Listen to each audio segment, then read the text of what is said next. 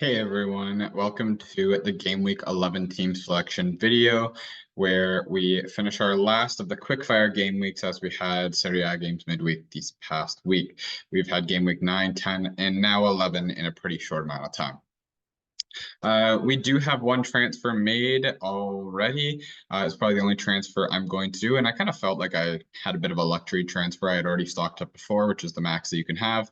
And I was like, well, it's not something I feel like I need to do right away. So I made a bit of a luxury transfer, and that was going back to Teo Hernandez now that his suspension is over. He still shows as red flagged. He should not. His suspension is up, and he is available for the lineup against Monza this week. So if you have Teo Hernandez, please don't sit him on your bench thinking that he can't play this week. He is available. Okay, but here is our team. Before we start announcing names, please don't forget to like, subscribe, but we'll get going. In goal, we have Svilar again, coming off of a clean sheet, which was good, a solid 10-point game, hoping for another one here. It'll be interesting to see which goalkeeper outscores who. Suzuki had a good game against Juve this past week and is facing an easier opponent in Genoa. We line up with a back five where we have DeMarco against Venezia. Should definitely be a clean sheet, but obviously you never know. Cambiaso against Udinese. Guzin's coming off a 16-point week against Torino. Do not want to sit him on the bench again. I've learned my lesson about sitting Di Lorenzo regardless of the fixture. I was lucky to still get his points with Zaccagni sitting last week, but I will put him into the starting lineup this week. And we have Teo Hernandez coming in as a new transfer in. In the midfield, we have midfield three made up of Kvaratskhelia, Yildiz, and Pulisic. I'm really thinking Yildiz should be starting this week. He's came off the bench the last two games, so it doesn't make sense to have him keep coming off the bench. He's too good for that. And he is one of the more well-rested midfielders right now.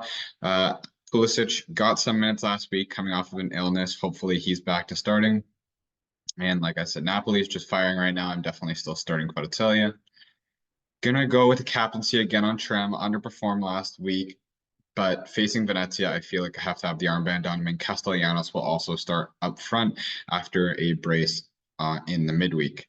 On the bench, we have Zaccagni, who hasn't played at all the last two games, and my thinking is it's a really good fixture, but I just think the next game he plays will be a off the bench appearance, and I don't want to take a risk with him only playing 20 to 30 minutes. So he's on the bench.